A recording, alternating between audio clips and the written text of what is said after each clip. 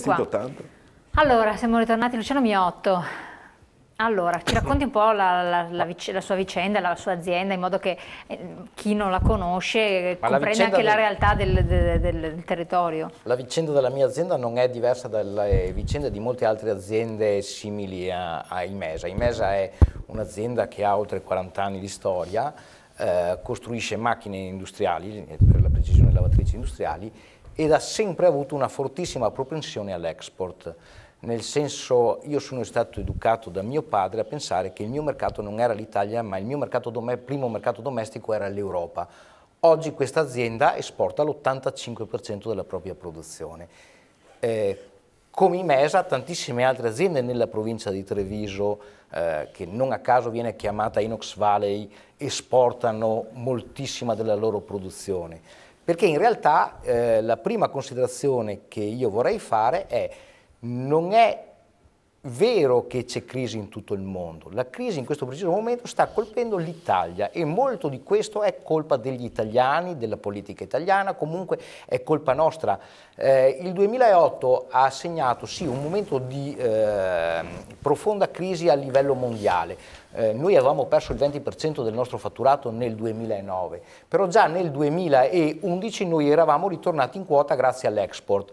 2012, 2013 e in Dove particolare... esportate principalmente? Noi esportiamo un terzo, allora 15% Italia, un terzo della produzione Europa, dopodiché noi facciamo 12%, abbiamo fatto lo scorso anno in Russia, con tutti i problemi che la politica italiana in questo momento ci sta generando.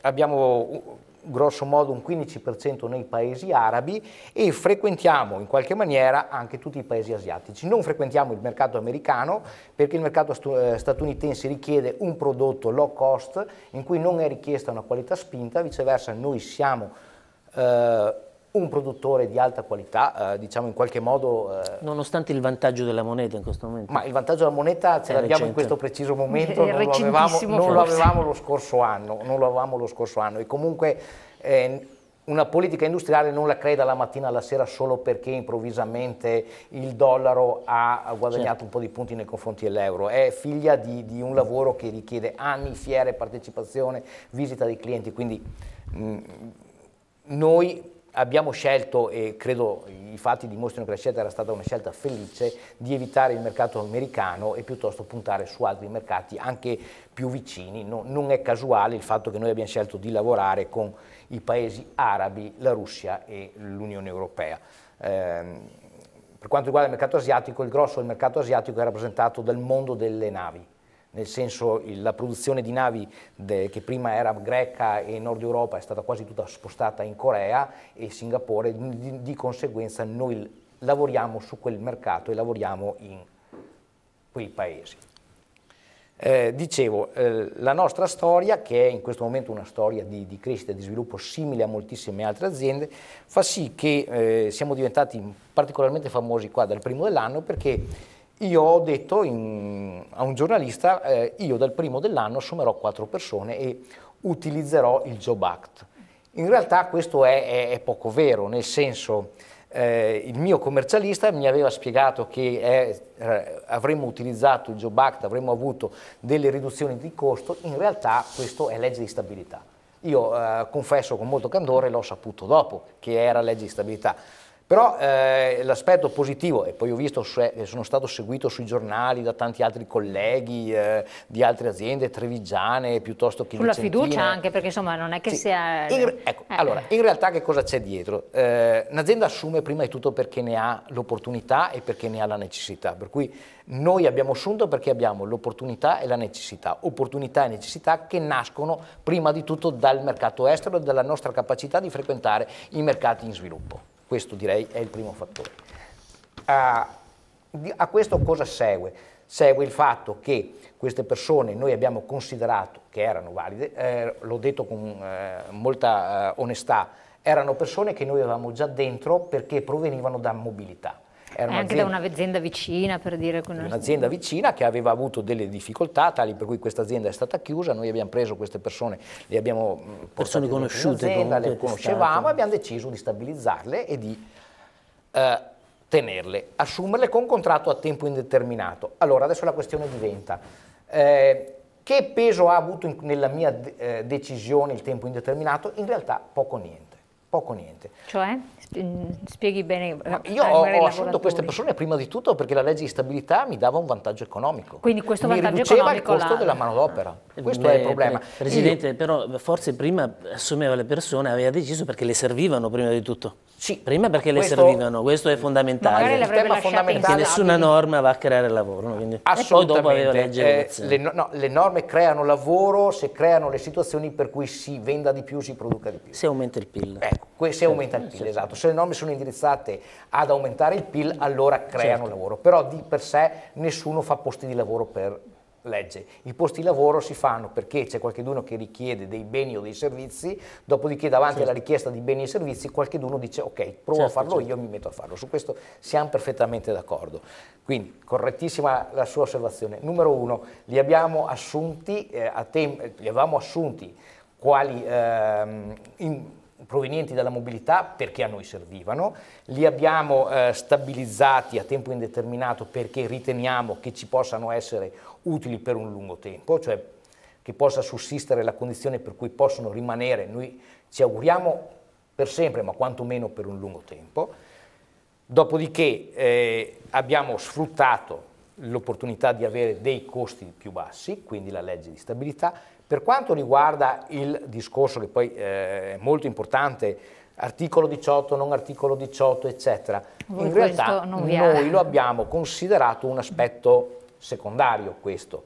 La storia della nostra azienda, che è la classica azienda trevigiana relativamente piccola, noi siamo in 105 in questo preciso momento, ci fa dire sono poco interessato all'articolo 18, proprio non lo considero un tema strategico. Chiaro. Quindi questa bagarre che c'è stata precedente al Job Act relativa all'articolo 18, a lei anche in rappresentanza degli industriali sembra un po'... Attenzione, questo non toglie che io non sia dell'idea che il Job Act è un qualche cosa di utile anche per togliere questo problema, perché è chiaro che io faccio questo mestiere da 30 anni, credo di avere oramai conoscenza, capacità di pormi con le persone, scegliermi i collaboratori in modo tale che potrebbe capitarmi, però presumo sia abbastanza difficile che io mi trovi in una situazione tale da articolo 18. Ricordo che in Veneto sono stati 5 i casi di articolo 18, non sono il pane quotidiano.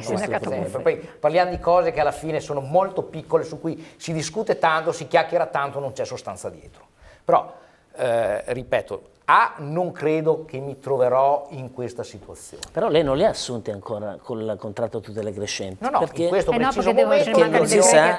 Infatti, come li ha presi, scusi, allora lei? Come li ha a tempo indeterminato. A tempo indeterminato. Però gli sgravi ci sono. Gli sgravi ci sono perché vengono dalla legge di stabilità. È chiaro che io penso questo, no? Il governo Renzi si dimostrerà valido, almeno in questo tema, se farà i decreti attuativi in un tempo ragionevole e non tirandola lunga, e soprattutto se li farà dal 1° gennaio. Cioè, retroattivi. Ma retroattivi, non è retroattivo. No, vabbè. La legge è entrata in vigore la notte del 30 di dicembre. Sì, per i nostri legislatori diventa retroattivo. Ma attenzione, perché non possiamo giocare sulle parole del nostro legislatore. Il nostro legislatore non può proprio dire ciò che vuole in ogni momento. La legge è entrata in vigore la notte del 30 dicembre, per cui dalla notte del 30 dicembre ha senso che ci sia il decreto attuativo.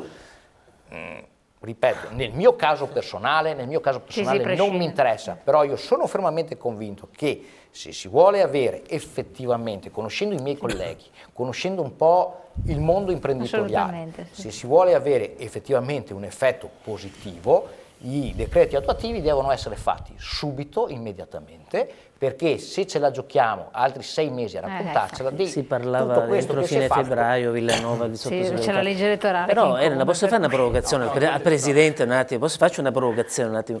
Io francamente ho seguito, essendo un imprenditore anch'io, sono attento, e ho trovato un forte entusiasmo da parte del Presidente degli industriali verso l'indirizzo Renzi, diciamo l'indirizzo per quanto riguarda il mondo del lavoro, ecco. Però poi alla fine le 300 assunzioni della Fiat le facciamo in somministrazione. E le agenzie per il lavoro il primo mese fanno un 30% di più rispetto allo scorso dicembre. Quindi voi avete avuto un vantaggio. Allora qua le do l'assist assist sul fatto che i decreti attuativi devono uscire presto, altrimenti... questo entusiasmo però non so se in questo momento viene tenuto da parte degli industriali, oppure sta in... Mi pare di essere stato abbastanza chiaro nel viene dire, mantenuto. E verrà mantenuto nella misura in cui verrà verranno fatti i decreti attuativi. Allora, non è un atto di buona volontà verso il governo, Presidente? No, no. Allora, c'è questo patto, insomma, bisogna leggerlo un attimo. Allora, prima non vorrei essere accusato di fare atto di buona volontà verso questo governo, così come non volevo essere accusato di essere un falco quando mi trovavo per ruolo a trattare il contratto dei metalmeccanici, per cui...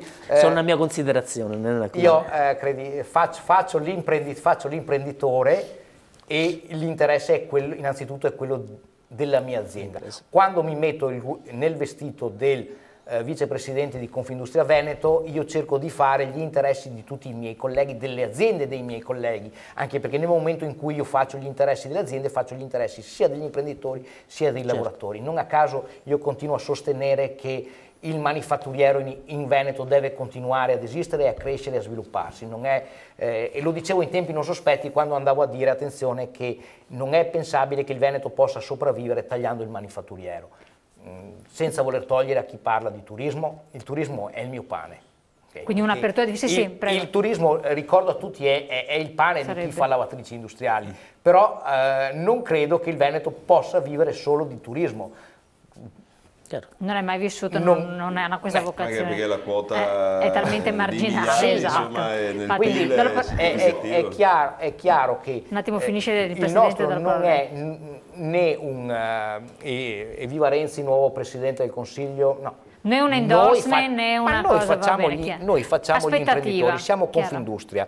Confindustria prima di tutto è il sindacato delle aziende, quindi indipendentemente da chi è in quel momento, in questo momento è Renzi, prima avevamo Berlusconi, ma prima abbiamo avuto Letta, prima abbiamo avuto tanti altri, nel momento in cui c'è quel presidente noi dobbiamo trattare per cercare di garantire ai nostri associati, alle loro aziende e anche ai nostri lavoratori il massimo delle opportunità. Sindacato, poi vorrei sentire anche il PD e poi passiamo ai consulenti anche. Sì. Diciamo, dall'esperienza positiva delle assunzioni, proprio il messaggio che si dà attraverso sia la legge di stabilità rispetto ai contributi, vengono dati circa 8.000 euro al lavoratore, vuol dire che se assumiamo 4 lavoratori uno dovrebbe essere pagato da questa contribuzione in un anno calcolando 1.600 euro lordi però di contribuzione, va bene. Ma la cosa interessante è questa,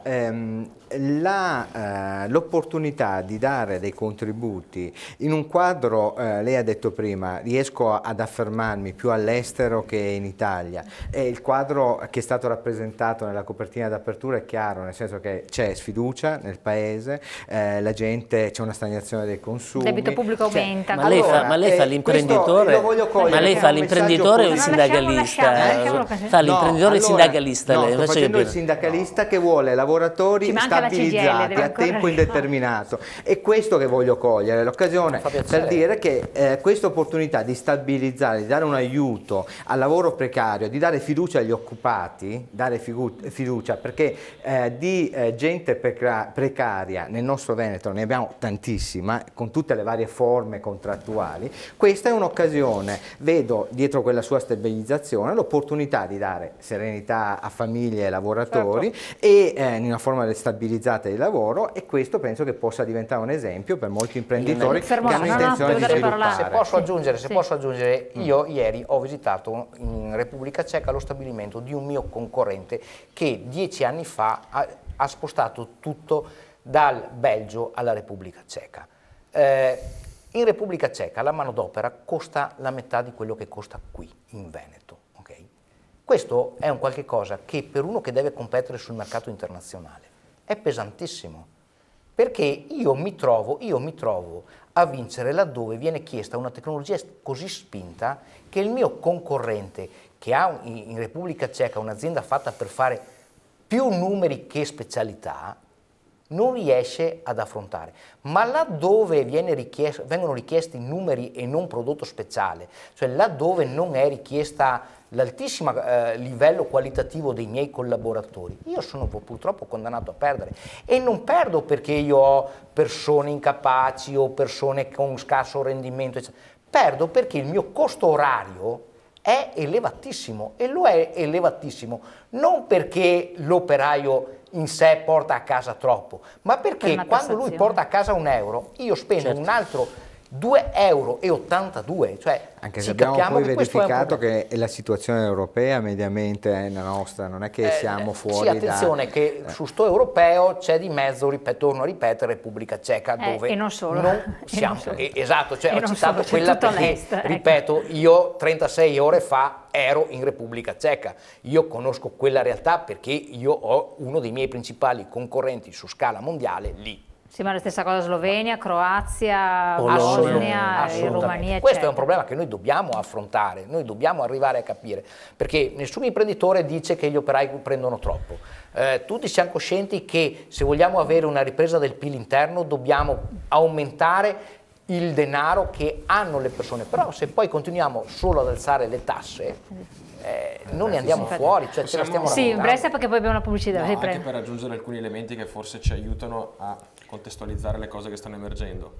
Insomma, le sollecitazioni sono molte. Intanto vorrei dare a tutti una notizia che i decreti attuativi già ci sono e entreranno in vigore dal 1° di febbraio, quindi insomma la legge di stabilità ha messo a disposizione delle risorse che sono utilizzabili dalle aziende, come quella del dottor Miotto, già dal 1° gennaio. Dal 1° febbraio di fatto, poi potrà contraddirmi ADAPT, che è un'istituzione per quanto riguarda il diritto del lavoro, di fatto prenderà forma perché ci sarà la nuova normativa relativa, diciamo, alla disciplina dei licenziamenti. L'altro decreto attuativo invece riguarda la riorganizzazione degli ammortizzatori sociali.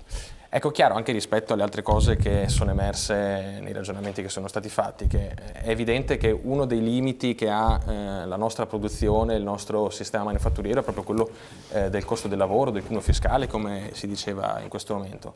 E infatti il governo è intervenuto in questo senso accompagnando alla riforma del lavoro delle misure di carattere economico importanti. E io non ricordo a memoria un intervento così importante, per esempio, sull'IRAP. Noi abbiamo oggi l'abolizione di fatto, con la deducibilità totale, della componente lavoro dell'IRAP, e questo ai tanti imprenditori del Veneto, per esempio, sarà una misura molto importante perché andrà a far risparmiare molto sul costo del lavoro. La stessa contribuzione che viene esentata per l'assunzione di nuovi dipendenti sarà un altro fattore economico importantissimo per creare nuovi posti di lavoro e stabilizzare anche tante persone, perché può essere che non ci siano posti di lavoro nuovi. Io sono d'accordo nel dire che non è né la norma né lo sgravio fiscale che crea posti di lavoro, ma sono gli investimenti e le condizioni di cui si parlava prima. Però il fatto che oggi un imprenditore abbia la possibilità di spendere meno soldi per avere un contratto più stabile, magari per persone della mia generazione, che fino adesso hanno solo avuto contratti come i contratti a progetto o altre tipologie di contratti parasubordinati, che invece non danno malattia, maternità, diritti sindacali. Posso fare una domanda? Certo, oggi credo, concludo il ragionamento, oggi credo che dando questo tipo di incentivo economico si possa trasformare anche la vita di tante persone. Allora, l'obiettivo è fare in modo che il costo del lavoro sia inferiore, ok? Siamo d'accordo che è spropositato, però mi dica una cosa, secondo lei la differenza tra il contratto a tutele crescenti e il contratto di apprendistato, che c'era e che non ha funzionato per vari motivi, qual è? Perché dovrebbe funzionare questo? Mi dica, ci pensi magari. Fatta la domanda, ritorniamo dopo la pubblicità, dalla risposta, ma dopo passiamo anche ai consulenti del lavoro, perché abbiamo parlato di IRAP, abbiamo parlato di varie situazioni, io voglio capire dei consulenti, prima di passare la parola ai giuristi, quindi cosa effettivamente comporta. Cioè, perché dovrebbe funzionare, visto il contratto di apprendistato sostanzialmente non ha dato i risultati, contribuzione ridotta per 3 anni, non lo sappiamo. Adesso rispondo? No, pubblicità, perché sennò siamo fuori tempo massimo, quindi teniamo un po' di suspense. Pubblicità, pochi secondi, siamo con voi, vediamo anche la risposta.